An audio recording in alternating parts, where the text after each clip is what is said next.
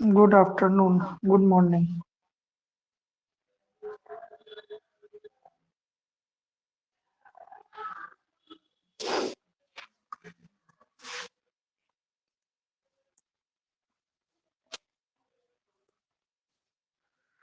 चलिए, पिछले क्लास में हम लोग जहाँ तक देखे थे उससे आगे बढ़ेंगे, लेकिन उससे पहले थोड़ा सा जहाँ तक पढ़ लिए हैं उसको एक बार रिवाइज कर लेते हैं।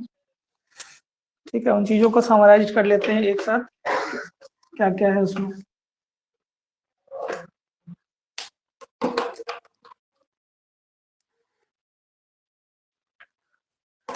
देखिए, हम लोग जो टॉपिक पढ़ रहे हैं उस टॉपिक का नाम है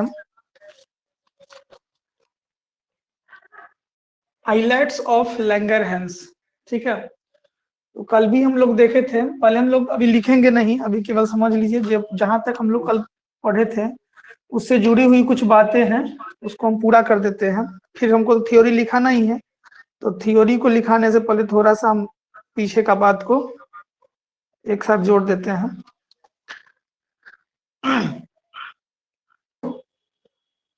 12 लोग जुड़े हुए हैं, 12 नहीं 11 ही लोग जुड़े हुए हैं। ठीक है, तो हम लोग जो टॉपिक देख रहे हैं उसका नाम है ये आइलेट्स ऑफ, ठीक है, आइलेट्स ऑफ लैंगरहैंस। अब ये लैंगरहैंस क्यों पढ़ा, आप लोग को पता होना चाहिए कि लैंगरहैंस एक व्यक्ति थे जिन्होंने इसके बारे में बताने का काम किया। ये आता कहाँ से है, ये आइलेट्स जुड़ा हुआ कहाँ से संबंध है, इसको हम लोग ये पेनक्रियाज से जुड़ा हुआ है, इसलिए इसको हम लोग पेनक्रियाज आइलेट्स भी कहते हैं। ठीक है, या इसको हम लोग पेनक्रियाज का द्वीप कह सकते हैं, या क्लस्टर ऑफ सेल कह सकते हैं। कई सारे सेल्स का एक समूह होता है, इसको हम लोग क्लस्टर ऑफ सेल्स कहते हैं। इसमें कई सारी बातें हैं। ठीक है, सारी बातों पे हम एक एक करके देखेंगे। आप जानते हैं कि पेनक्रियाज एक मिक्स ग्लैंड है। क्यों मिक्स ग्लैंड है, क्योंकि यह एक्सो भी है, एक्सोक्राइन भी फंक्शन में काम करता है और इंडोक्राइन फंक्शन में भी काम करता है।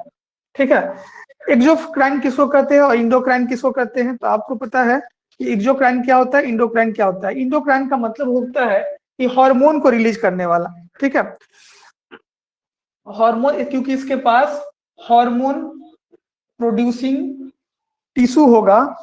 ठीक है, सॉरी, हार्मोन प्रोड्यूसिंग टिश्यू होगा, हाँ इसमें होगा हार्मोन प्रोड्यूसिंग टिश्यू होगा, इसलिए इसको हम लोग क्या कहते हैं, इंडोक्राइन कहते हैं। ठीक है, जबकि एक्सोक्राइन क्यों कहते हैं, तो एक्सोक्राइन इसलिए कहते हैं क्योंकि इसके पास एंजाइम प्रोड्यूसिंग टिश्यू होगा। ठीक है, एंजाइम प्रोड्यूसिंग टिश्यू के रूप में होगा। इंडोक्राइन भी हो गया, एक्सोक्राइन। हमको फिलहाल यहाँ पे पढ़ना है आइलेट्स ऑफ लैंगरहैंस के बारे में।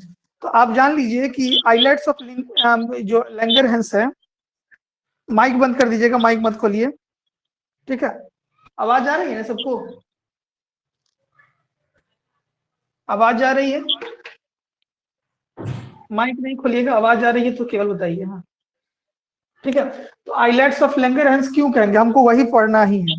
ठीक है, तो आइलेट्स ऑफ लैंगरहैंस किस में आता है, तो हार्मोन प्रोड्यूसिंग जो होगा उसको हम लोग क्या बोलेंगे, इंडोक्राइन, और एंजाइम प्रोड्यूसिंग जो होगा उसको हम लोग क्या बोलेंगे, एक्सोक्राइन बोलेंगे।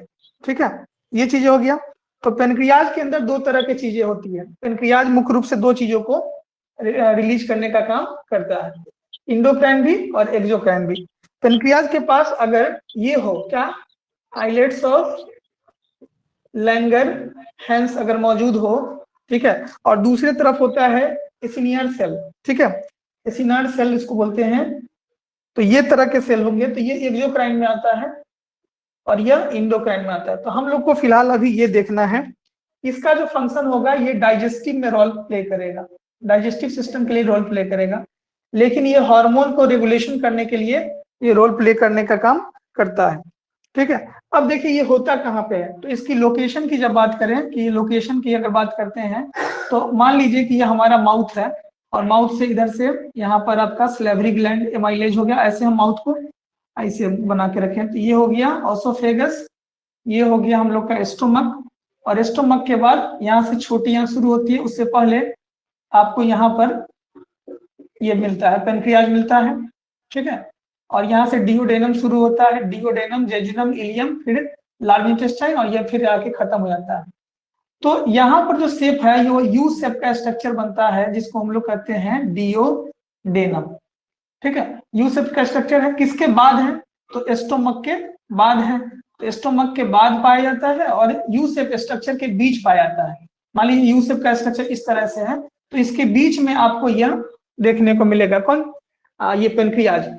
पेनक्रियाज जो दिखता है तो पेनक्रियाज में कुछ इस तरह का पेनक्रियाज पत्ता की तरह स्ट्रक्चर दिखता है इस तरह से। तो इसमें दो रीजन होते हैं, दो रीजन होता है, एक रीजन यहाँ पे, ठीक है, जिसका रोल है डाइजेस्टिव में, डाइजेस्टिव में, तो डाइजेस्टिव का मतलब क्या होगा कि ये इसके पास एसिनियर सेल होगा जो डाइजेस्टिव में रोल प्ले करेगा, और यहीं पर इस तरह से छोटा छोटा लोब जैसे स्ट्रक्चर मिलता है, या इसको कह सकते हैं बंच ऑफ क्लस्टर कह सकते हैं। तो बंच ऑफ क्लस्टर के रूप में जो मिलता है वही क्या है, आइलेट्स ऑफ लैंगरहैंस है। पेनक्रियाज में दो एरिया हो गया, एक यहाँ का एरिया और एक यहाँ का एरिया। तो शुरू के एरिया को हम लोग क्या बोलते हैं, आइलेट्स ऑफ लैंगरहैंस बोलते हैं। क्यों बोलते हैं तो इसलिए बोलते हैं क्योंकि वह मुख्य रूप से इसका रोल प्ले होता है हार्मोन के रेगुलेशन में, और इसको हम क्यों बोलते हैं क्योंकि ये इसका रेगुलेशन होता है डाइजेस्टिव में। ठीक है, दो चीजें हो गई। अब हेट्रोक्राइन का फंक्शन क्या है, ठीक है, दो तरह की चीजें होती है, एक होता है होमोक्राइन, होमोक्राइन, एक होता है हेट्रोक्राइन। जब फंक्शन सिमिलर नहीं डिसिमिलर फॉर्म में हो, ठीक है, तो तो यहाँ पर ये इसका फंक्शन अलग है और इसका फंक्शन अलग है, तो ऐसे कंडीशन में इसको हम लोग हेट्रोक्राइन बोलेंगे। अगर इसका भी फंक्शन सेम रहे, इसका भी फंक्शन रहे सेम रहे, तो उसको हम लोग होमोक्राइन बोलेंगे। तो यहाँ पर यह हेट्रोक्राइन हो जाता है, पेनक्रियाज को हेट्रोक्राइन कह सकते हैं क्योंकि दोनों अलग अलग रोल प्ले कर रहा है, एक हार्मोन के रेगुलेशन में और एक एंजाइम के रेगुलेशन में। ठीक है, अब अग्नाशय को हम लोग क्या कहते हैं, मिक्स ग्लैंड के नाम से भी जानते हैं, इसको एक्सोक्राइन भी कहते हैं, इसको इंडोक्राइन भी कहते हैं। लोकेशन कहाँ हो गया तो स्टोमक के पीछे होता है। लोकेशन की बात करेंगे तो किसके पीछे होता है, बिहाइंड स्टोमक, बिहाइंड स्टोमक होता है।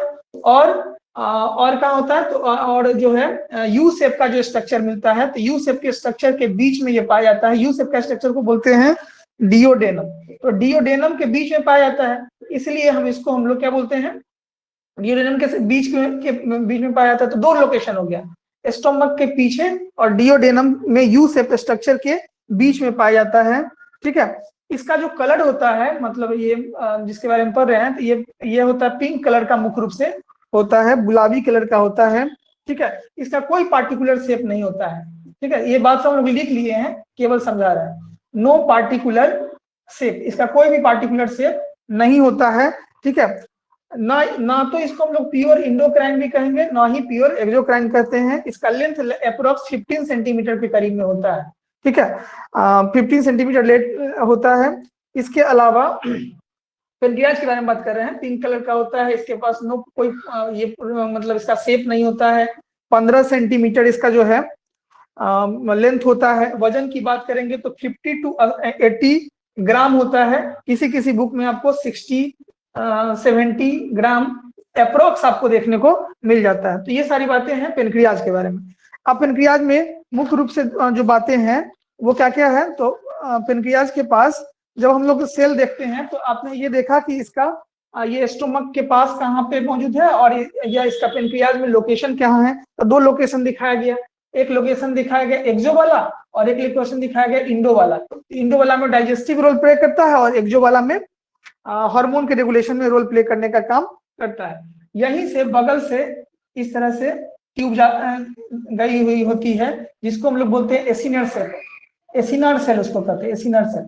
ठीक है, यहीं पर ये जो लोकेशन जा रहा है इसको एसिनर का सेल कहते हैं। कल हम ये लोग ये भी देखे थे कि इसको हम लोग मतलब पेनक्रियाज में जो इंसुलिन होता है उसको डायरेक्ट नहीं ले सकते हैं, क्यों नहीं ले सकते हैं, तो उसके पीछे कारण तो बता ही है कि अगर डायरेक्ट लेंगे तो डाइजेस्टिव ट्रैक्ट के थ्रू ट्रेवल करने लगेगा, इस कंडीशन में उसका कोई रोल नहीं रहेगा, कोई फंक्शन नहीं कर पाएगा, क्योंकि ये जो पेनक्रियाज था वो मुख्य रूप से जो प्ले रोल एंजाइम जो सॉरी इंसुलिन जो था वो मुख्य रूप से एक प्रोटीन हार्मोन है, और प्रोटीन हार्मोन होने के कारण इसको हम डायरेक्ट बॉडी में फूड के थ्रू नहीं ले सकते हैं, इसको लेने के लिए हम लोगों को सुई लेना पड़ता है, सुई के थ्रू ब्लड स्ट्रीम के थ्रू ट्रेवल कराना पड़ता है। ठीक है, अब जब ये सारी बात को देखते हैं तो उसमें हम लोग को सारी चीजों को लोकेशन को देखना होता है कि कौन कौन चीज एक सेल के अंदर मिलता है। सबसे पहले हम कहेंगे तो इसमें ब्लड वेसल्स होते हैं, मतलब अगर हम लोकेशन की बात करें इसके बारे में हम लोग को पढ़ना क्या है, आइलेट्स ऑफ लैंगरहैंस। तो आइलेट्स ऑफ लैंगरहैंस में अगर हम इसको ट्रांसवर्स सेक्शन में देखने की कोशिश करें तो हम क्या देखते हैं कि इसके अंदर बहुत सारे ब्लड वेसल्स होते हैं, खून का पाइप होता है, और जिसमें अलग अलग तरह की सेल देखने को मिलती है। ठीक है, जिसको हम अलग अलग मतलब स्ट्रक्चर से बनाते हैं। जैसे हम ट्रायंगल के शेप में कुछ स्ट्रक्चर इसके बीच में डाल दे रहे हैं, उस ट्रायंगल के स्ट्रक्चर के शेप को हम लोग किसी नाम से देते हैं, उसको हम लोग कहते हैं बीटा सेल। एक सेल का नाम हो गया बीटा सेल। ठीक है, इसी में हम लोग एक रेक्टेंगल के शेप स्क्वायर के शेप में बना देते हैं इसके बीचों बीच।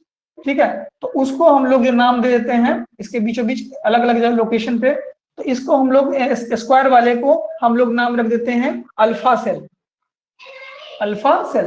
तो एक सेल हो गया, ये हो गया कौन सी ब्लड वेसल्स हो गया, ये हो गया ब्लड वेसल्स। ब्लड वेसल्स में कौन कौन सेल हो गया, एक बीटा सेल हो गया और दूसरा अल्फा सेल हो गया।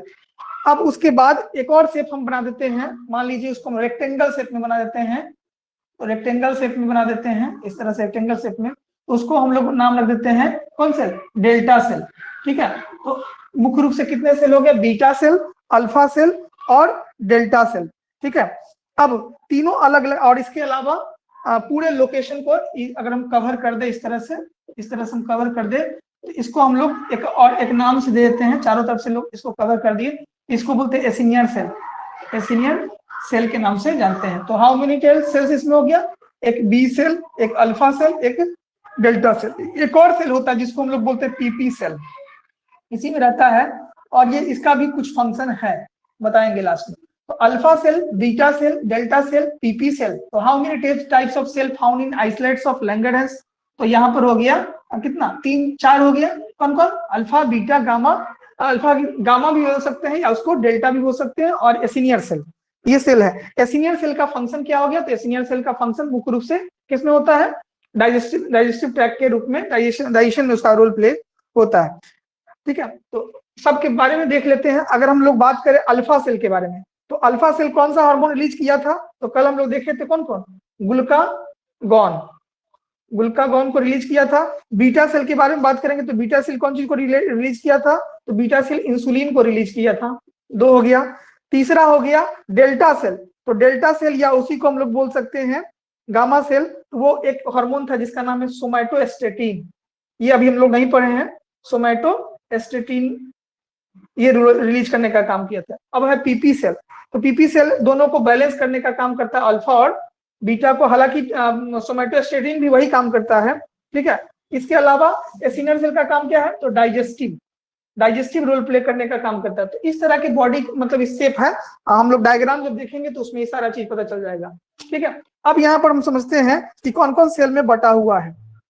आइसोलेट्स ऑफ दिख रहा है यहाँ पर नीचे, आइसोलेट्स ऑफ लैंगरहैंस को हम लोग अगर बांट के पढ़ते हैं तो 3 भागों में बांट के देखते हैं। कौन कौन 3 भाग है, उसको देखते हैं पहले।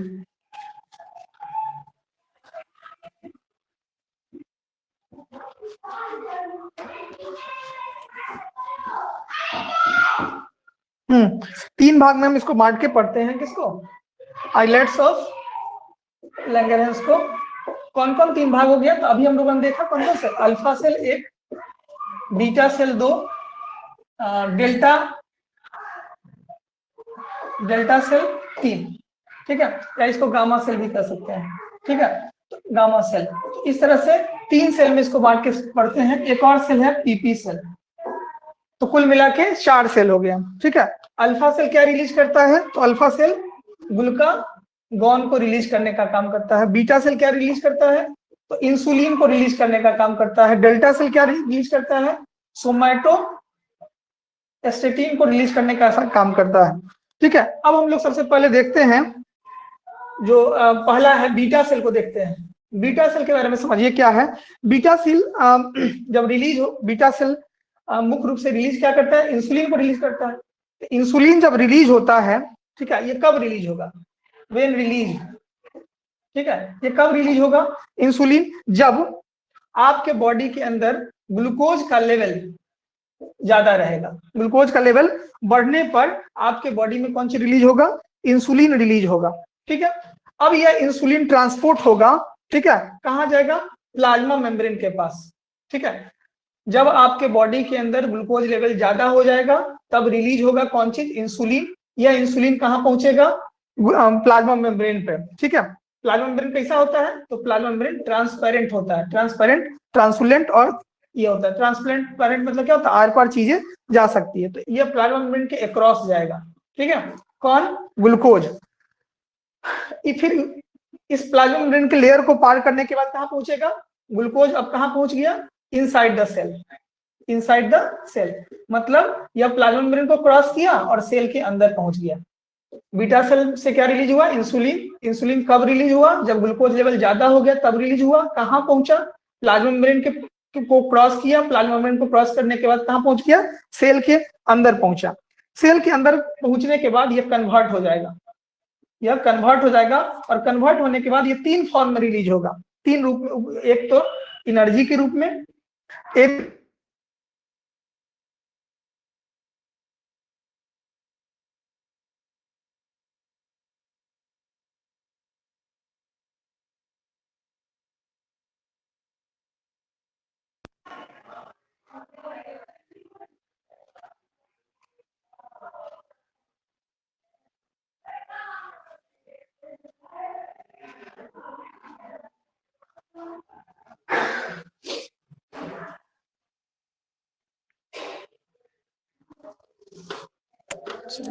डिस्टर्ब कर देते हैं।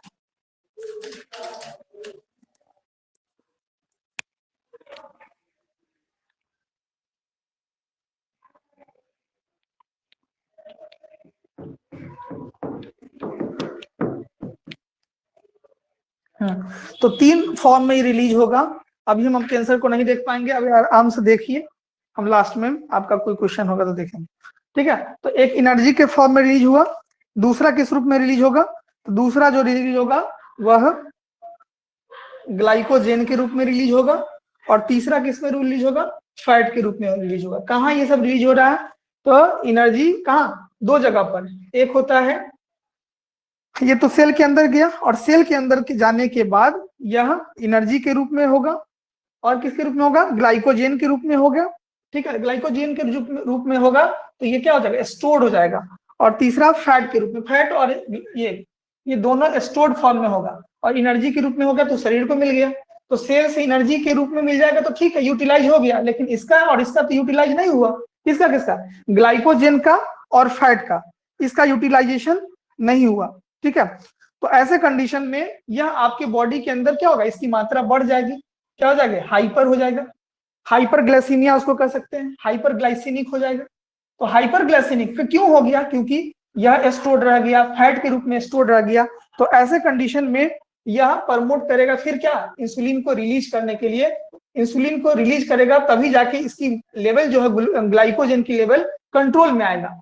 नहीं तो अगर ग्लाइकोलेज का लेवल अगर बढ़ा रहेगा, अगर बढ़ता चला जाएगा, तो ऐसे कंडीशन में ठीक है रिलीज करना जरूरी बन जाता है इंसुलिन को, ताकि इस ग्लाइकोजन या जो फैट के रूप में स्टोर्ड एनर्जी है उसके लेवल को डाउन कर सके, मतलब इसको और एब्जॉर्ब किया जा सके, ताकि ये चीजें जो है कम हो सके। तो यह चीज कहलाता है निगेटिव फीडबैक। निगेटिव फीडबैक का मतलब क्या होगा, कि इसका प्रभाव जो है वो ज्यादा पड़ गया किसके तुलना में, इंसुलिन के तुलना में। तो ऐसे कंडीशन में निगेटिव हो गया। अगर इसकी मात्रा कम होती, मतलब सेल इसको पूरी तरीके से यूटिलाइज कर लेता इसको और इसको, तो ऐसे कंडीशन में ये फीडबैक क्या होता है, पॉजिटिव फीडबैक होगा। तो इसको हम लोग अभी हाइपर बोले हैं, अगर ये पूरा यूटिलाइज कर लिया था तो ये क्या होता है, निगेटिव, मतलब यहाँ पर निगेटिव की जगह पे पॉजिटिव फीडबैक होता, और यहाँ हाइपर की जगह पे हाइपो होता। ठीक है, तो ये इंसुलिन के बारे में बात हो गई।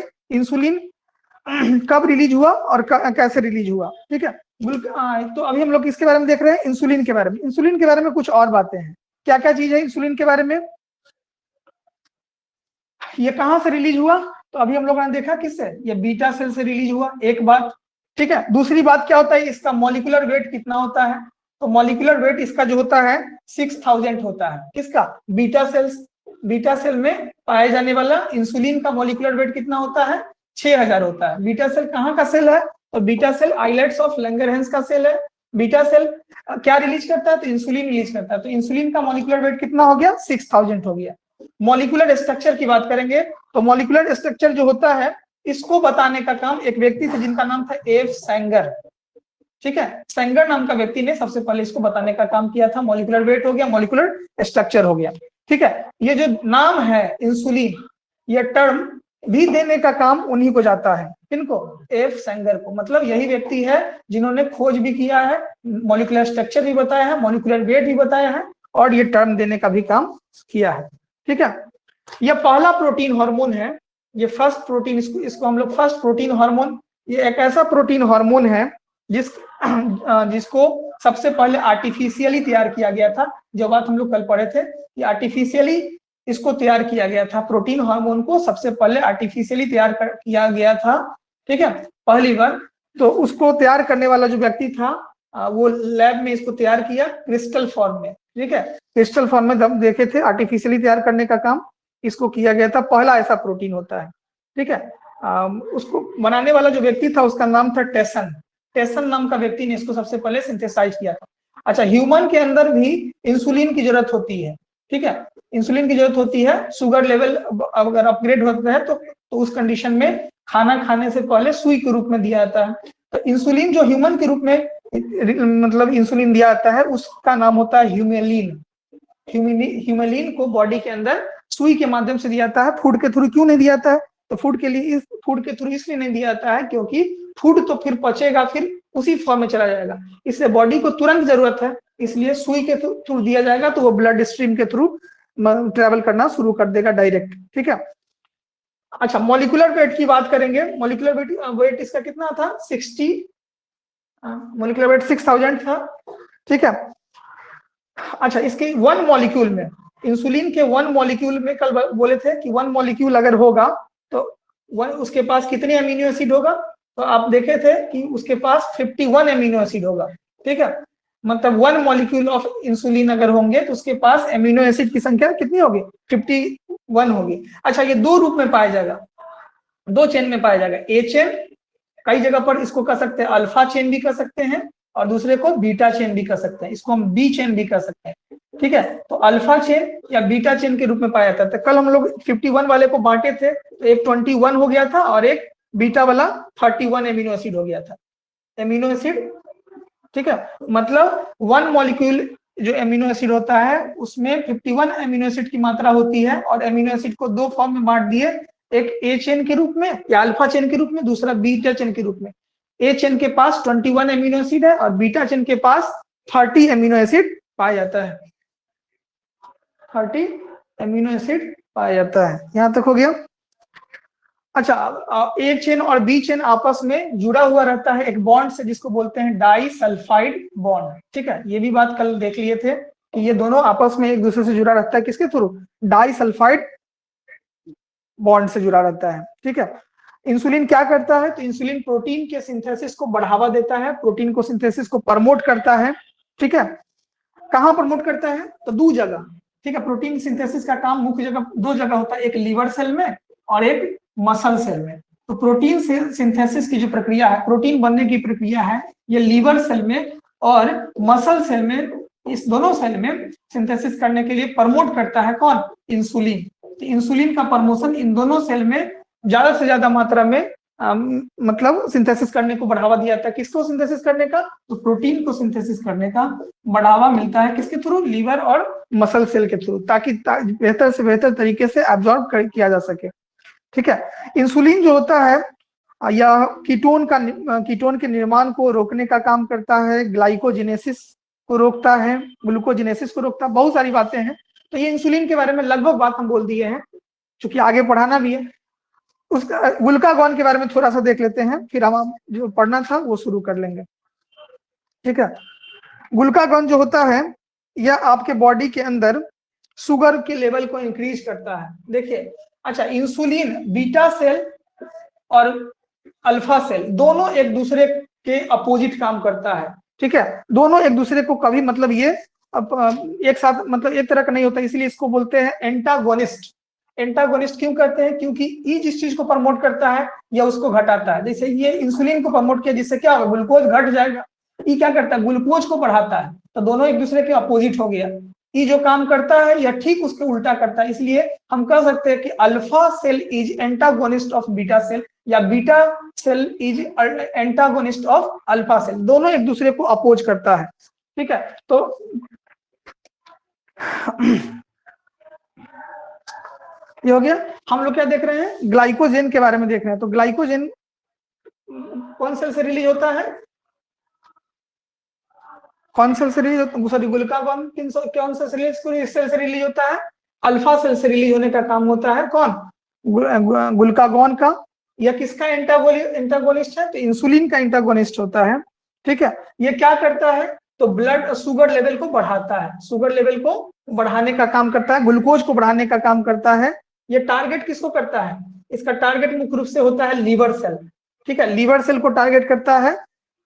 लीवर सेल में यह जो ग्लूकागॉन है, ग्लूकागॉन उसको कन्वर्ट करके ग्लूकोज के रूप में कन्वर्ट कर देता है। कौन? Alpha cell. तो अल्फा सेल के का मेन काम क्या है? ग्लूकोज लेवल को बढ़ाना। बीटा सेल का मेन काम क्या है? ग्लूकोज लेवल को इंसुलिन सेक्रेट करके घटाना। इसलिए अल्फा सेल बीटा सेल के विरोध में या अपोजिट में, अपोजिशन में काम करता है। ठीक है, ये सारी बातें हो गई।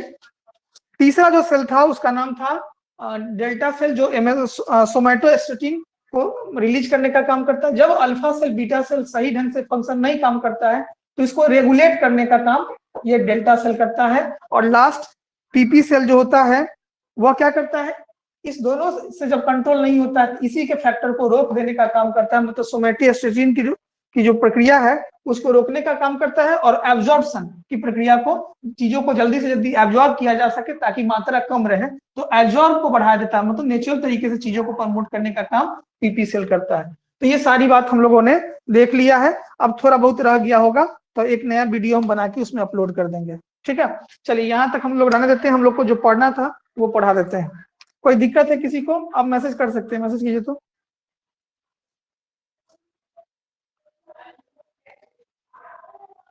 आगे बढ़े।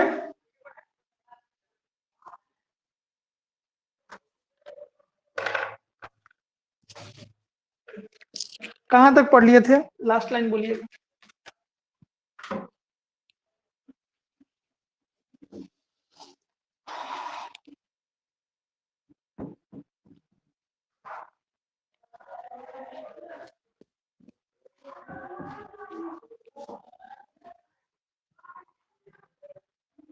कल चूंकि डायरेक्ट टॉपिक शुरू कर दिए थे, बेसिक बताए नहीं थे, इसलिए बेसिक बताना जरूरी था, इसलिए बेसिक को बता दिए हैं। क्योंकि ऐसे ही टॉपिक था तो हम शुरू कर दिए, लेकिन चीजों को बताए नहीं थे इसलिए इसको बताना जरूरी था, तो बता दिए हैं। अब आगे हम लोग देखते हैं जो हम लोग को देखना है। ठीक है, इंसुलिन शायद हो गया था। लास्ट लाइन बोलिए तो क्या है? लास्ट लाइन क्या है बोलिए जल्दी।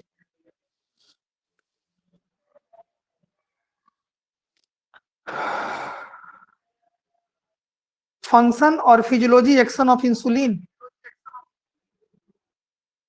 Crystalline insulin 1926। चलिए ठीक है, अब हम लोग का नया टॉपिक इसी में आगे बढ़ेंगे। फंक्शन और physiology physiological action of insulin, action of insulin. ठीक है, function, physiology, action of insulin. Physiological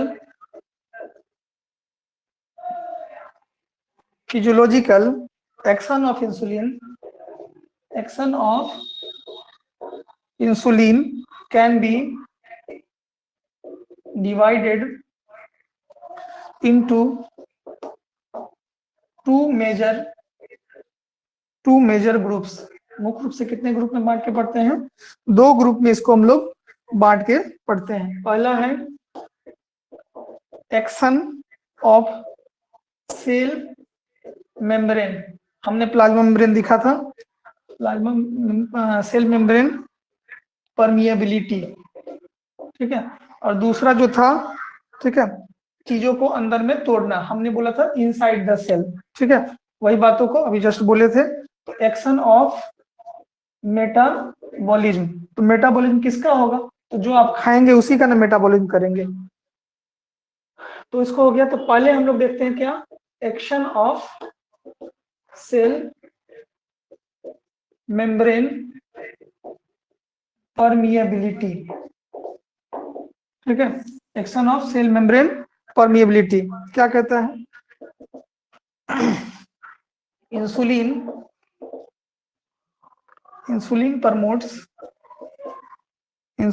promotes the entry of glucose into all cells of the body, इसको छोड़कर, except liver, brain and RBC, इस तीनों को छोड़कर। Insulin promote the entry of glucose into all cell of the body, लेकिन किस किस जगह के सेल को छोड़कर? लीवर के सेल को, ब्रेन को सेल को और आरबीसी को सेल के। यही कारण है कि इंसुलिन की मात्रा कम हो जाती है, और तो उस कंडीशन में ब्रेन में आई को इफेक्ट करता है, ठीक है, लीवर को इफेक्ट करता है और आरबीसी को इफेक्ट करता है। कई बार तो डेथ भी हो जाता है पर्सन का, ठीक है। दूसरा पॉइंट हो गया, एज इट इंक्रीज क्या इंक्रीज करता है? Sodium, potassium, ATPase, activity of cells, hence it is facilitates the entry of potassium inside the cell, तो ये हो गया। दूसरा होता है एक्शन ऑन, ये पहला पॉइंट था, अब दूसरा पॉइंट देख रहे हैं, एक्शन ऑन मेटाबॉलिज्म। तो मेटाबॉलिज्म कहाँ होगा? सेल के अंदर होगा। ये कहाँ होगा? सेल के सरफेस पे होगा, मतलब प्लाज्मा मेम्ब्रेन पर होगा। और दूसरा कहाँ पे होगा? तो सेल के अंदर होगा मेटाबॉलिज्म। तो सेल के अंदर जो चीजें होगी उसमें कौन कौन चीज आता है? उसमें आता है कार्बोहाइड्रेट, इसी चीज को तोड़ना है, कार्बोहाइड्रेट को तोड़ेंगे। उसके बाद किसको तोड़ना है? प्रोटीन को तोड़ेंगे। उसके बाद किसको तोड़ेंगे? फैट को तोड़ेंगे। इसके बाद न्यूक्लिक एसिड को, ठीक है। उसके बाद मिनरल, जो हमारा न्यूट्रिएंट है उसी को आपको तोड़ना है, मेटाबोलाइज करना है। किसके थ्रू ये सारा काम होगा? तो ये सारा काम इंसुलिन के थ्रू होगा। एक एक करके देखेंगे। पहले देखते हैं कार्बोहाइड्रेट। इसको कैसे मेटाबोलाइज करेगा? तो कहता है बॉडी में सबसे जल्दी एनर्जी देने का काम यही करता है। कितना एनर्जी देता है? 4.2 कैलोरी, सबसे फास्ट, लेकिन मैक्सिमम एनर्जी देने का काम फैट करता है। द नेट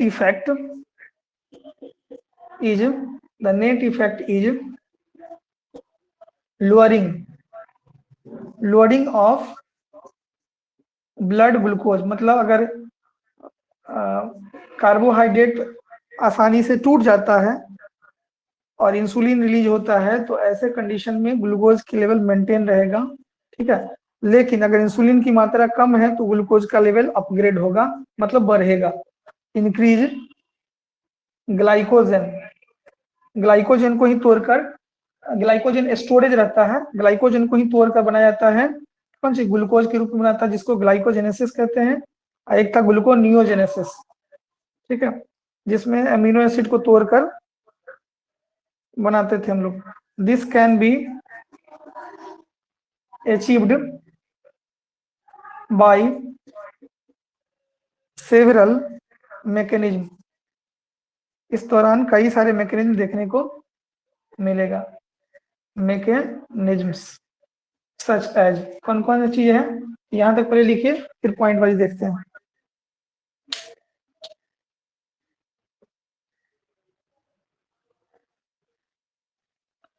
कार्बोहाइड्रेट अभी बाकी है, कार्बोहाइड्रेट के पॉइंट वाइज देखना है, ठीक है। कार्बोहाइड्रेट क्या करता है? The net effect is lowering of blood glucose. इसका मेन काम क्या है? ये कम करता है, मतलब the net effect of lowering of blood glucose level and increase glycogen storage, ठीक है। अगर मतलब ग्लाइकोजन स्टोर ज्यादा हो जाता है तो फिर उसको तोड़ना भी है, उसको तोड़ने के लिए इंसुलिन का रिलीज होगा, ठीक है। और वो क्या करेगा, उसको तोड़ करके मैक्स मिनिमम से मिनिमम चीजों के रूप में कन्वर्ट हो जाएगा, जिससे ग्लूकोज कम से कम मात्रा में बॉडी के अंदर रह पाएगा।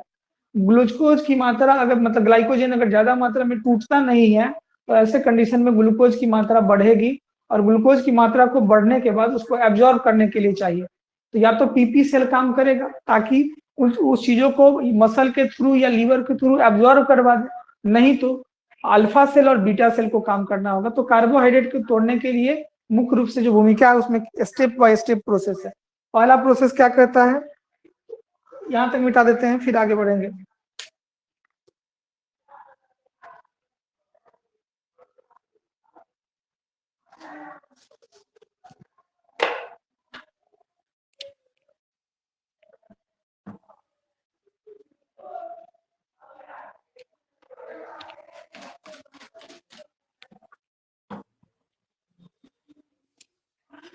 टॉपिक आज खत्म नहीं होगा।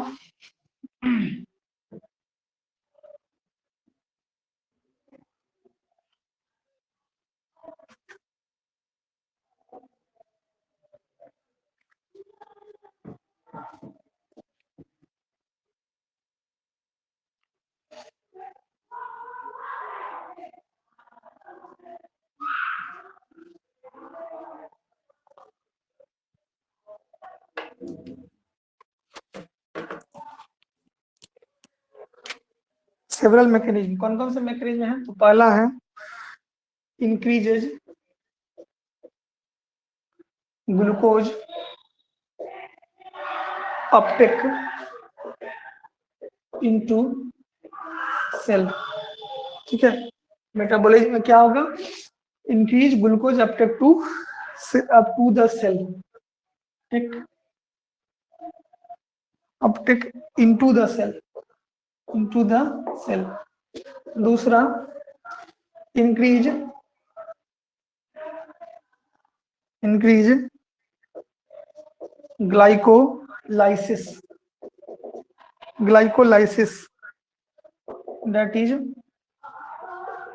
accelerates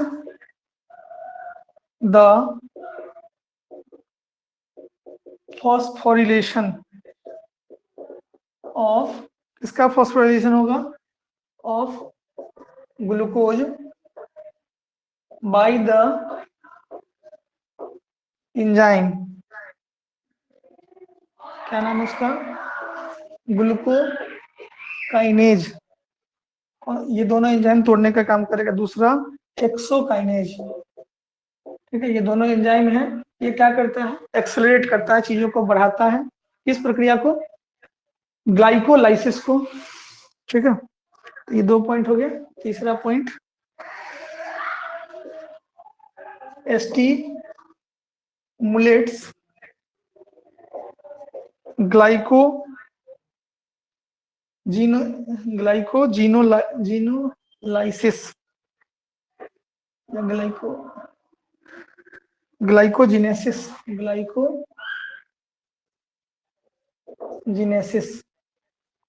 वो ग्लाइकोलाइसिस था, ग्लाइकोजिनेसिस, इसमें क्या होगा, that is it promotes the formation of glycogen, formation of glycogen, glycogen से बनेगा क्या,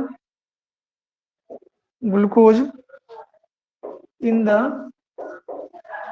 लीवर एंड मसल, ठीक है। Stimulate glycogenesis, it promote the formation of glycogen from glucose, glucose से ग्लाइकोजन बनेगा कहाँ, लीवर और मसल में। चौथा point, prevents gluconeogenesis, that is it reduces the production of glucose from non carbohydrate source. Non carbohydrate का मतलब है carbohydrate को छोड़कर, जैसे फैट हो गया और प्रोटीन हो गया, ठीक है, तो वो भी फिर ग्लूकोज बनाएगा। हालांकि मैक्सिमम सबसे अधिक बनाने का काम यही करता है, कार्बोहाइड्रेट ही करता है, नॉन कार्बोहाइड्रेट सब्सटेंस है, लेकिन समय से शरीर से बाहर नहीं आने की वजह से, ठीक है, वो स्टोर हो जाता है, such as proteins and fats. Point number 5,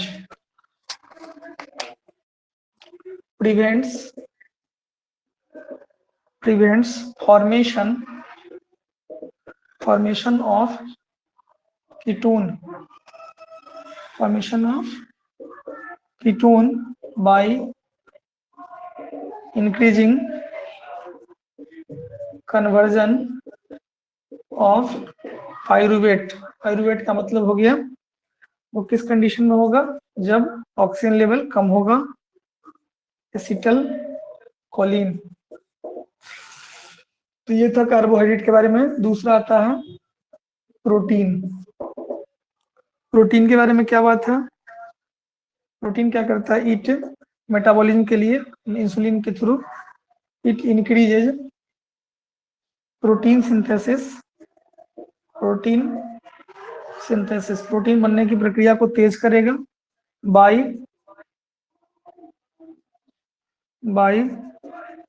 promoting incorporation of amino acid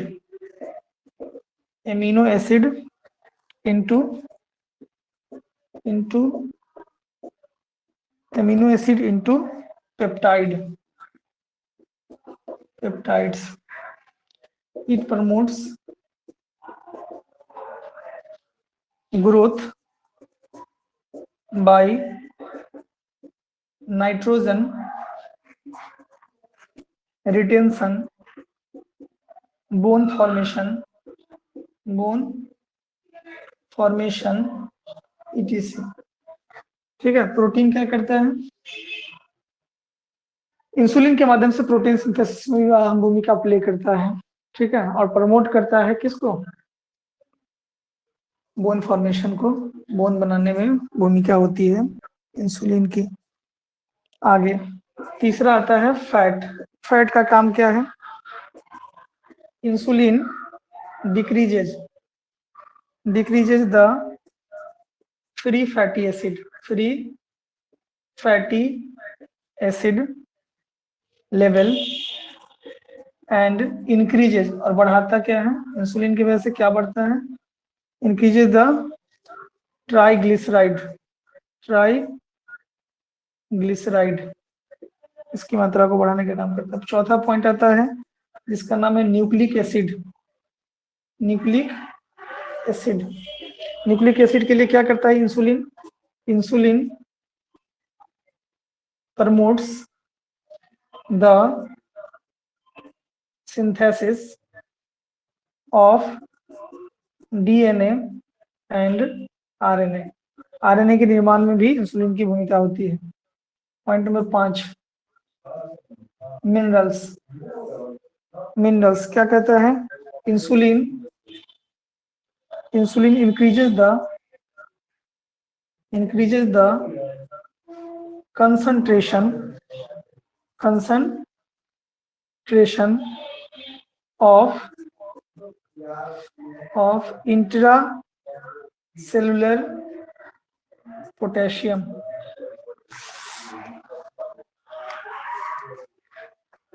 ये प्रोटीन और पांचों हो गया, इस पांचों का पांचों मेटाबॉलिज्म के प्रोसेस में देखने को मिलता है। तो ये देख रहे थे एक्शन, ऑफ सेल मेम्ब्रेन। पहला देखें फंक्शन और फिजियोलॉजी ऑफ इंसुलिन। तो इंसुलिन का सबसे पहले देखे हैं दो प्रोसेस के रूप में, एक है सेल मेम्ब्रेन पर क्या होगा इफेक्ट, और दूसरा होगा कि मेटाबॉलिज्म में क्या होगा। तो यहाँ पर हम लोगों ने देखा कार्बोहाइड्रेट के लिए, प्रोटीन के लिए, फैट के लिए, न्यूक्लिक एसिड के लिए और मिनरल के लिए इंसुलिन की क्या रोल है, इन चीजों को हम लोगों ने देखा है। ठीक है, प्रोटीन के लिए क्या रोल करता है, फैट के लिए क्या करता है, न्यूक्लिक एसिड के लिए क्या करता है और मिनरल के लिए क्या आता है। सबसे जो जरूरी और सबसे इंपॉर्टेंट रोल जो प्ले करता है वो कार्बोहाइड्रेट के लिए करता है। ठीक है, क्योंकि उसी पर निर्भर है कि ग्लूकोज की मात्रा कैसे कंट्रोल होगा या ग्लूकोज की मात्रा को कैसे नियंत्रित किया जा सके, या स्टोर्ड फॉर्म में जो ग्लाइकोजन है उसको कैसे ये किया जा सके। तो ये काम उसका होता है।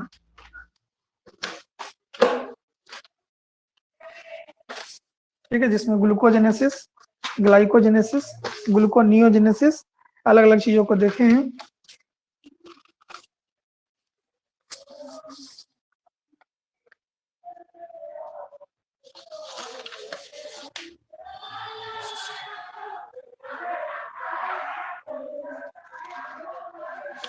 हो जाएगा तो बोलिएगा, आगे बढ़ेंगे।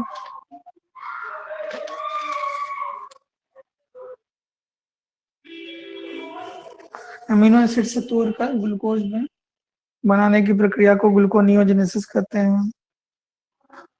ग्लाइकोजन से ग्लूकोज के रूप में बनाने की प्रक्रिया को ग्लूकोजिनोलाइसिस कहते हैं।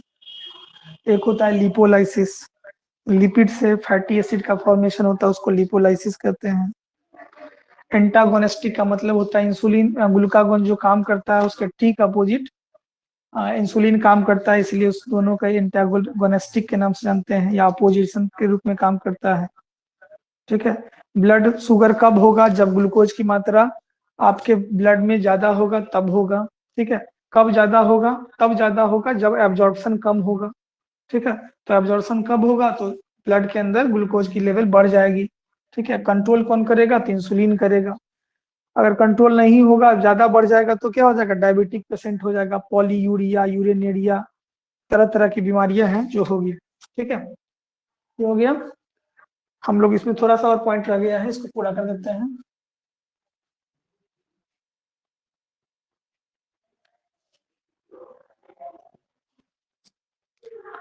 High blood sugar level, star देके लिखेंगे, high blood sugar level stimulates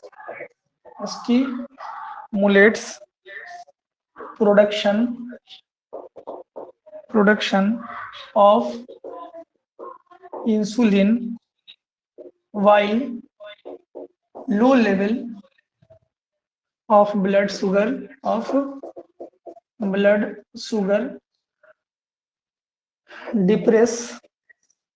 depresses the secretion। ठीक है, high level of blood sugar level stimulate production of insulin. ठीक है, while low level of blood sugar depress the secretion of insulin। दोनों बात है। irregularity in insulin disturbs the proper utilization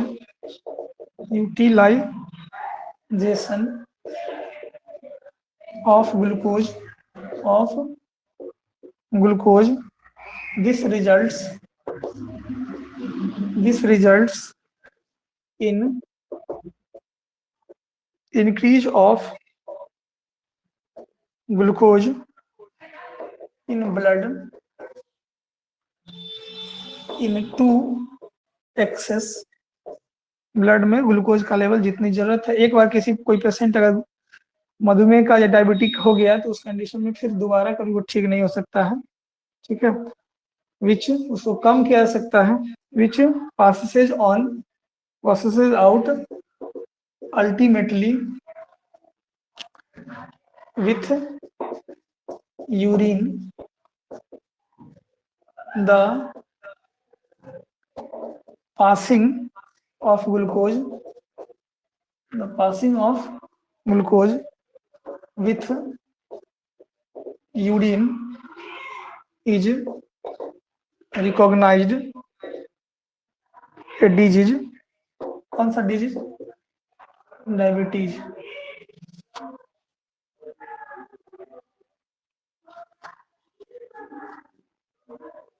disease, disease का नाम हो गया known as diabetes mellitus, mellitus.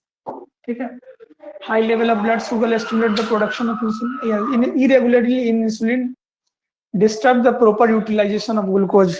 ठीक है, अगर इंसुलिन की मात्रा इरेगुलर तरीके से बॉडी के अंदर रिलीज हो रहा है तो ऐसे कंडीशन में आप ग्लूकोज को सही ढंग से यूटिलाइज नहीं कर पाएंगे, उपयोग नहीं कर पाएंगे। ऐसे कंडीशन में ब्लड के अंदर ग्लूकोज का लेवल बढ़ जाएगा और इतना बढ़ जाएगा कि फिर उसको कंट्रोल करना मुश्किल हो जाएगा और उसका प्रभाव ये होगा कि व्यक्ति को बार बार यूरिनेशन होगा, बार बार यूरिन आएगा और ऐसे कंडीशन में यूरिन में ग्लूकोज की मात्रा ऑब्जर्व हो सकता है और वो कंडीशन क्या कहलाएगा? डायबिटीज मिलिटस कहलाएगा। ठीक है, तो ये कंडीशन था जब इंसुलिन की मात्रा या इंसुलिन जितनी जरूरत, मतलब यूटिलाइज अगर ग्लूकोज को सही ढंग से नहीं कर पाया, सही ढंग से उसको मैनेज नहीं कर पाया, तो ऐसे कंडीशन में ब्लड में ग्लूकोज का लेवल बहुत ज्यादा बढ़ जाएगा, एक्सेस बढ़ जाएगा और इसका प्रभाव ये होगा कि यूरिन के थ्रू भी ग्लूकोज बाहर रिलीज होंगे।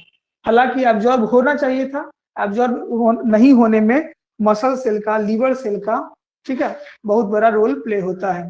ठीक है, साथ ही साथ पेनक्रियाज से रिलीज होने वाला इंसुलिन की भूमिका होती है। इंसुलिन अगर प्रॉपर वे में रिलीज हो रहा है तो ग्लूकोज की जो यूटिलाइजेशन है उसको बेहतर से बेहतर कर सकता है। अगर प्रॉपर तरीके से यूटिलाइजेशन नहीं हुआ ग्लूकोज का तो ग्लूकोज लेवल इतना बढ़ जाएगा कि उसका इम्पैक्ट ये होगा कि व्यक्ति डायबिटिक हो जाएगा, डायबिटिक रोगी से प्रभावित हो जाएगा। और एक बार कोई व्यक्ति डायबिटीज से प्रभावित हो गया तो ऐसे कंडीशन में दोबारा वो ठीक भी नहीं हो सकता है, उसको जीवन भर उसको कंट्रोल करके चीजों को चलाना पड़ेगा। ठीक है, तो ये चीजें हो गया। आज का क्लास हम यहीं पे समाप्त करते हैं। हम लोगों ने अब तक देखा है किसके बारे में? इंसुलिन के बारे में। इंसुलिन किससे रिलीज किया था? बीटा सेल के बारे में। ठीक है, मौसम खराब रहेगा। हाँ, ठीक है, ठीक है, हाँ, बीटा सेल के कारण जो है वो देखे हैं। और उसके बाद हम लोग जो है ग्लूकागॉन के बारे में देखेंगे। अगले क्लास में हम लोग का ग्लूकागॉन के बारे में होगा। अभी हम लोगों ने फिलहाल इंसुलिन के बारे में देखा है, कल हम लोग ग्लूकागॉन के बारे में देखेंगे। इसका एक वीडियो हम एक बना देते हैं जिसमें प्रॉपर तरीके से सभी चीजों को समझा देंगे। जो चीज अभी हमने बोर्ड पे समझाया तो उसको तो आप समझे नहीं होंगे या बहुत सारा चीज छूट गया उसमें समझाना उतना टाइम की वजह से, तो हम उसको प्रॉपर तरीके से एक वीडियो बना देंगे जिसको आप देख लीजिएगा, आपके ही ग्रुप में वो रहेगा। ठीक है, तो चलिए हम लोग मिलते हैं अगले क्लास में। ठीक है, चलिए अगले क्लास में मिलते हैं पुनः। ग्लूकागॉन को देखेंगे और वो टॉपिक समाप्त कर लेंगे। कल 26 जनवरी है, हो सकता है छुट्टी रहे, छुट्टी करना है। बिल्कुल सर, खड़ा मेरा पढ़ाते हैं, पढ़े रहते हैं। ठीक है, ओके।